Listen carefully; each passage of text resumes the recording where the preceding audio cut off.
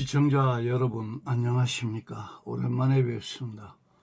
제 세계관 강의는 2021년 그러니까 작년 11월 19일에 시작되어서 이제까지 45번째 진행되었습니다. 그동안 저의 강의는 인류 사회를 구성하는 10가지 기초 학문을 범주로 삼고 성경의 가르침을 토대로 세계관, 가치관, 인생관, 그리고 사후의 세계, 죽음 후의 세계, 즉 내세관에 관해서 논의했습니다. 즉 저는 지난 1년 동안 학문적인 지식 체험으로 형성된 지성과 성경이 가르치는 진리와 지혜를 인간의 삶에 통합시켜 보려고 노력했습니다. 그래서 지난 1년을 돌아보면 저는 여러분과 함께 인간의 일생에 관한 일의 결국을 모두 논의했다고 생각하고 있습니다. 그래서 오늘부터는 45회의 강의를 정리하는 의미에서 그렇다면 그리스도인은 이제 어떻게 살아야 하는가라는 질문에 대답해 보려고 합니다. 저는 무엇보다 먼저 그리스도인은 거룩하게 살아야 한다고 생각합니다. 그 이유는 4000여 년 전 여호와 하나님께서 내가 거룩하니 너희도 거룩하라 그렇게 말씀하셨습니다. 그리고 약 2000년 전에 사도 바울은 로마의 교회와 그리스의 북부 마케도니아의 고린도 교회에 편지를 보냈습니다.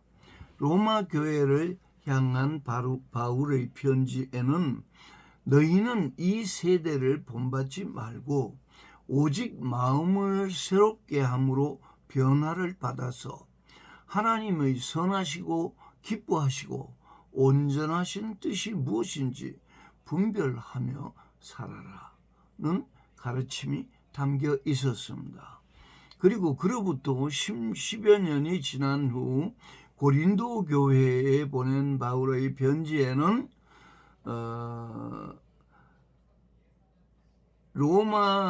로마에 보낸 편지에서 본받지 말라고 경고한 세상이 어떠한 세상인지를 소상하게 가르쳐주고 있습니다. 그 일부를 인용하면 이런 말씀입니다. 마지막 때에 어려운 시대가 닥쳐오리라는 것을 알아두시오. 그때의 사람들은 이기주의에 흐르고 돈을 사랑하고 뽐내고 교만해지고 악담을 하고 부모에게 순종하지 않을 것입니다. 또 감사할 줄도 모르고 경건하지도 않고 무정하고 무자비하고 남을 비방하고 무절제하고 난폭해질 것입니다. 그리고 선함도 좋아하지 않고 서로가 배신하고 자만심에 부풀어 있어서 하나님보다 쾌락을 더 사랑하게 될 것입니다. 그래서 그들에게는 경건의 모양은 있으나 경건의 능력은 부인할 것이니 그런 사람들을 멀리하시오. 이런 내용입니다. 저는 이러한 사도 바울의 가르침이 오늘을 살아가는 우리 그리스도인들에게 거룩한 하나님의 백성이라는 정체성을 일깨우라고 그렇게 말씀하는 것으로 들리고 있습니다. 이런 맥락에서 오늘 저는 여러분에게 그리스도인의 거룩한 삶을 어떻게 성취할 수 있는가를 말씀드리고자 하는 것입니다. 저는 거룩한 삶을 구현하려는 그리스도인은 먼저 너는 나 외에 다른 신을 두지 말라는 제1계명에 복종해야 한다고 생각합니다. 제1계명에 복종하는 거룩한 삶은 먼저 하나님께 예배 드리는 삶으로 나타나야 한다고 봅니다. 즉 그리스도인의 거룩한 삶은 무엇보다 먼저 예배 드리는 시간을 삶의 중심에 두고 하나님을 경배하는 삶을 실천해야 한다고 생각합니다. 왜냐하면 거룩함이란 덕목은 사람의 노력으로 이루어지는 일이 아니기 때문입니다. 인간이 거룩해지려면 성경에서 가르치신 말씀 그대로 하나님의 거룩하심에 동참해야 얻을 수 있는 은혜이기 때문입니다. 즉 성도들의 찬양과 경배를 하나님께서 기뻐 받으실 때 그리스도인들도 하나님이 주시는 거룩함의 은혜를 받는다고 저는 믿고 있습니다. 따라서 그리스도인의 거룩한 삶은 제1계명에 너는 나 외에 다른 신을 너에게 두지 말라. 즉 오직 여호와를 신뢰하고 여호와 하나님을 신뢰하고 믿으라는 이 제1계명에 순종하여 예배를 삶의 중심에 둘 때 비로소 거룩한 삶은 시작된다고 말씀드리고 있는 것입니다.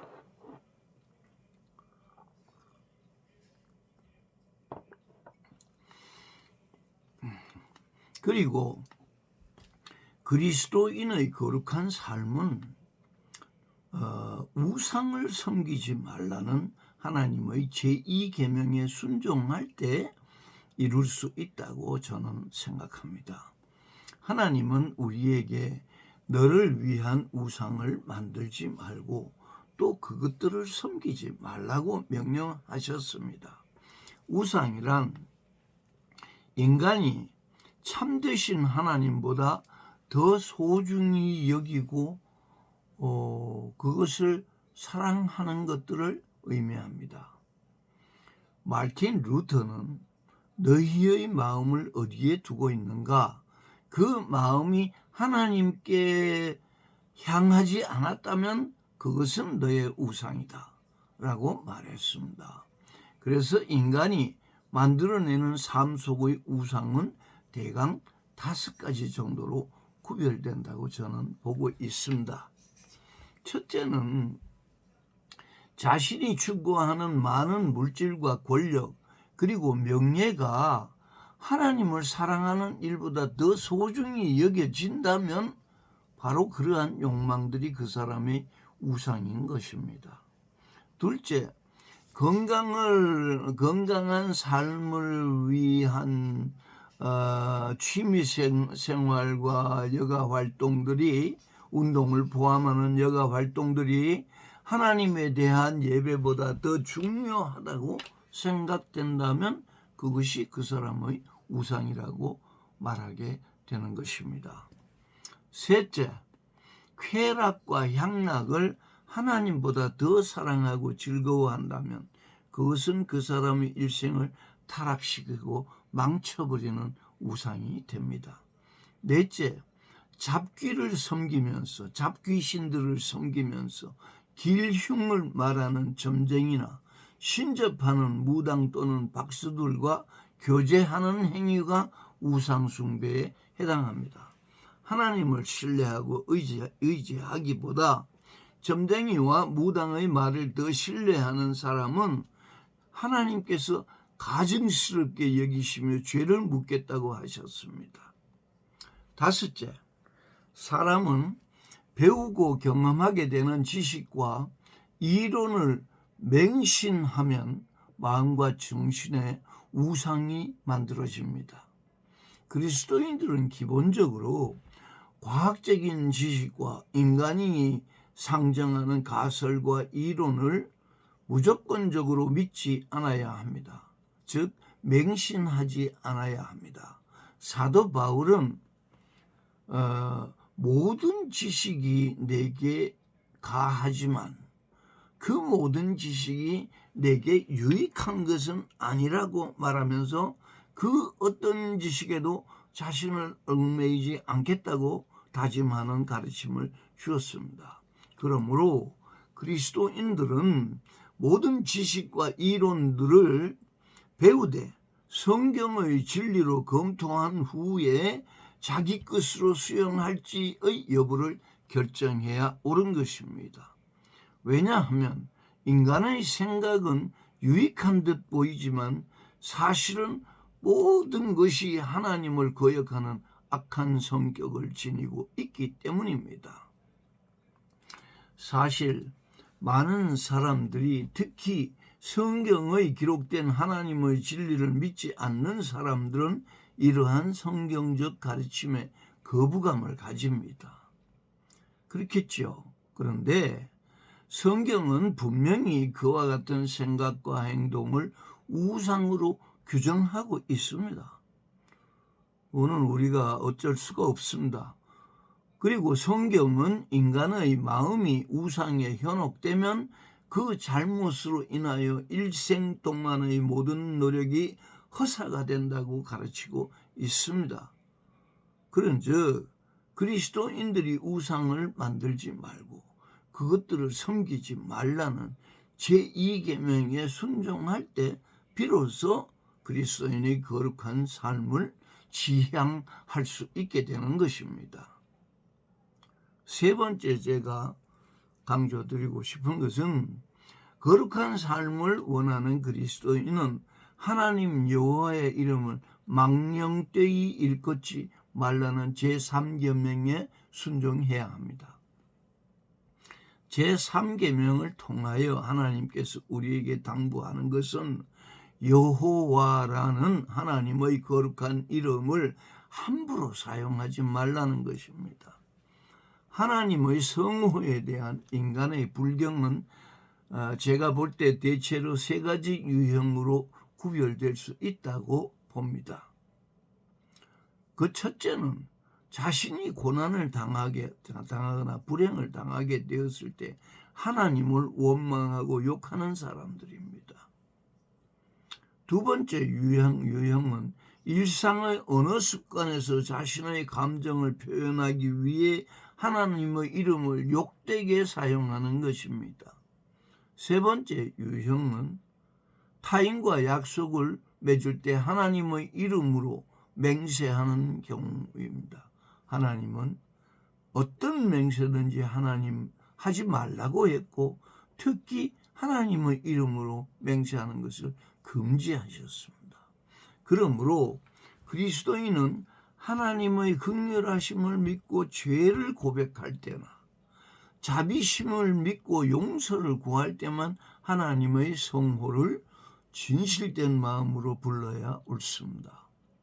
또한 하나님의 권능을 찬양하며 그분의 영광을 드러내고자 할 때만 하나님의 성호를 소리내어 외쳐야 하는 것입니다.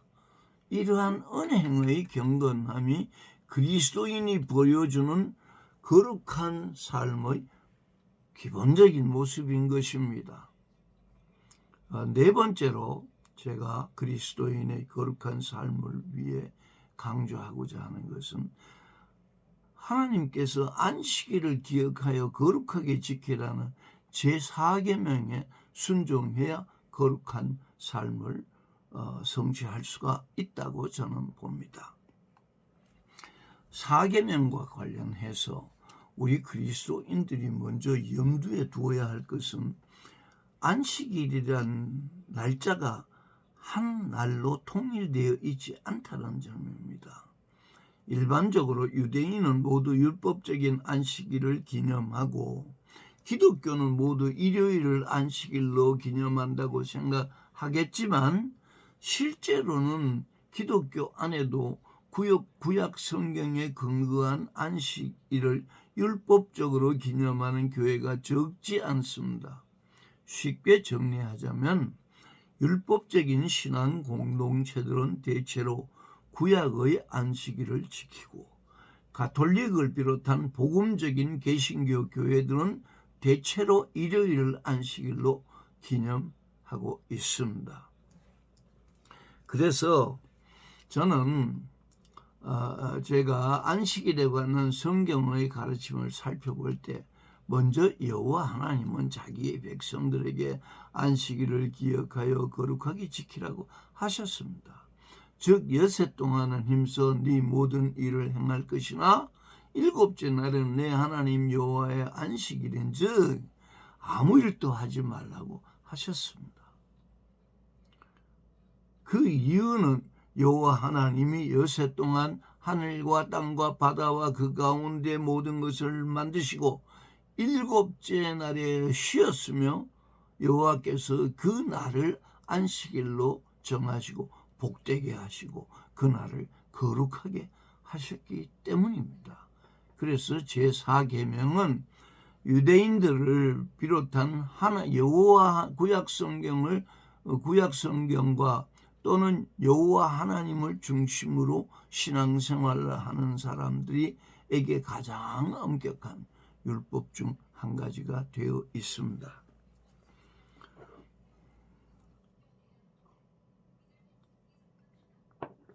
그러나 성육신 하나님 우리 주 예수 그리스도께서는 인자가 안식일의 주인이라 그렇게 말씀하셨습니다.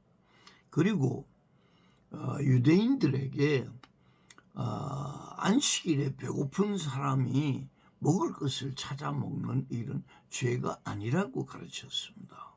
그리고 안식일에 제사장들이 성전 안에서 일하는 것처럼 하나님의 백성들도 자신이 할 수 있는 선한 일들은 안식일에도 해야만 하며 그것은 죄가 아니니 정죄하지 말라고 가르치셨습니다. 유대인들은 그러한 예수 그리스도의 가르침을 거부했지만 예수 그리스도는 안식일에 선을 행하는 것이 옳다고 하시며 병자를 고치시고 굶주린 사람들을 먹여주심으로 모범을 보여주셨습니다. 이와 같은 성경의 가르침을 생각할 때 여호와 하나님의 율법과 예수 그리스도의 가르침 사이에 모순이 있는 것으로 여겨집니다. 그렇지만 그러한 염려는 온당치가 않습니다. 왜냐하면 다음과 같은 예수 그리스도의 말씀을 우리가 읽어보고 들어볼 때 그것은 우리의 기우에 불과합니다. 왜냐하면 예수 그리스도께서 말씀하시기를 진실로 너희에게 이르노니 천지가 없어지기 전에는 율법의 1.1획도 결코 없어지지 아니하고 다 이루리라. 그러므로 누구든지 이 계명 중의 지극히 작은 것 하나라도 버리고 또 그같이 사람을 가르치는 자는 천국에서 지극히 작다 일컬음을 받을 것이요 누구든지 이를 행하며 가르치는 자는 천국에서 크다 일컬음을 받으리라. 그렇게 말씀하셨습니다. 그러면 이런 말씀을 통한 그리스도의 가르침은 여호와 하나님의 율법이 지니고 있는 본뜻을 인간에게 완전하고 충분하게 가르쳐 주실 뿐 어떤 다른 가르침을 주려는 것이 아니라는 것입니다.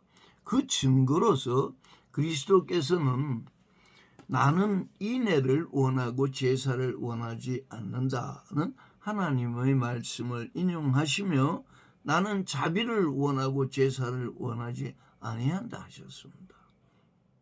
또한 긍휼을 원하고 제사를 원하지 아니한다고 하셨습니다.